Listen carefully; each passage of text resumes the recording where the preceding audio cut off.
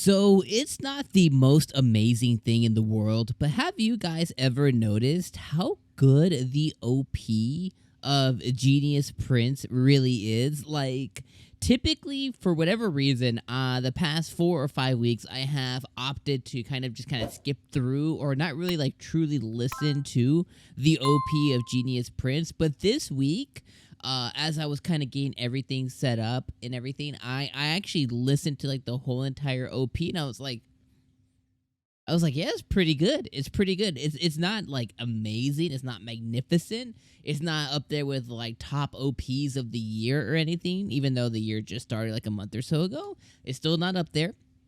But it is really good. It fits the motif, and the visuals that we see kind of like really express the characters, like the bevy of characters that we're going to end up kind of coming across as the anime ends up unfolding. So if you haven't already, take a moment to go back and listen to the beginning. Listen to the OP, because it's actually really good. Now, the ED leaves a lot to be desired. I think it's cute how they redo the panels of what took place during the episode. I think that's cute, but the ED is really just really unforgettable. But the OP is pretty good. Outside of that, I just kind of wanted to throw that out there as soon as the video started. Like if you click off right now, at least I got you to go watch the OP maybe. So let's talk about this episode. So in the episode, Loa the Empress to be, talks about how this scheme of Wine took a lot of twists and turns. And I would agree with her, and I would say that this anime in general took a lot of twists and turns this episode as well, too. And the reason that I say that this took a lot of twists and turns, too, is for the amount of time the anime has you not taking it seriously and just kind of watching what Prince Wein schemes and how he just basically makes his way out of situations by like this, like the grit of his teeth. The anime also does ask you to take it a little bit seriously. So after everything that unfolded, right?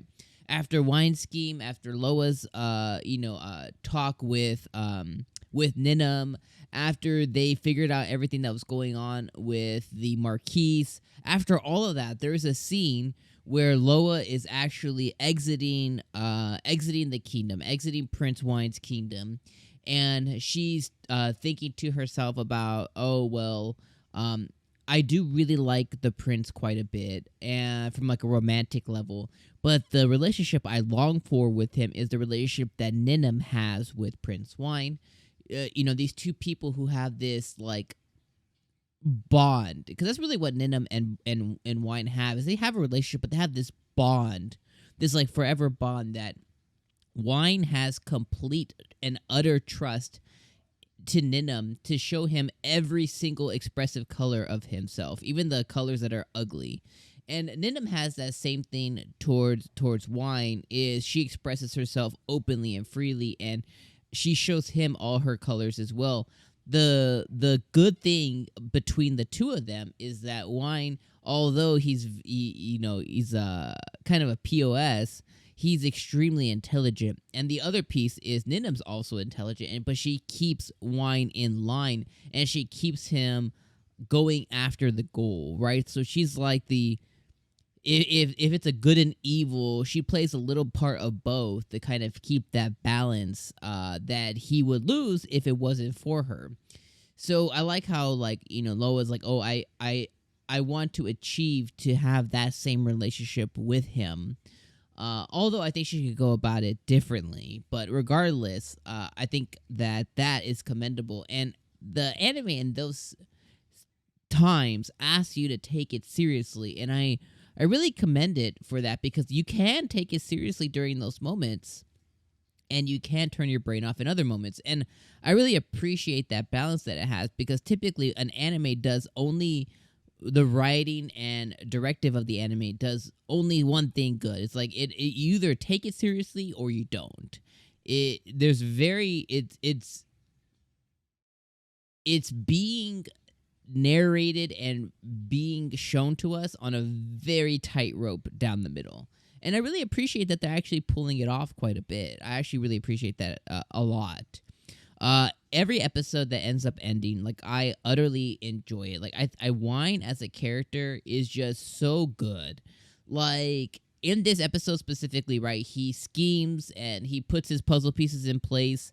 It looks like the spy that he sent in to the Marquise, it looks like that person might be the older or either older brother of or younger brother of Ninem, or just related to him, or he could just be one of her people in a way. But it looks like she's not the only of her kind in Prince Wein's kingdom and the ones that he trusts, because he seemed pretty open with that person as well.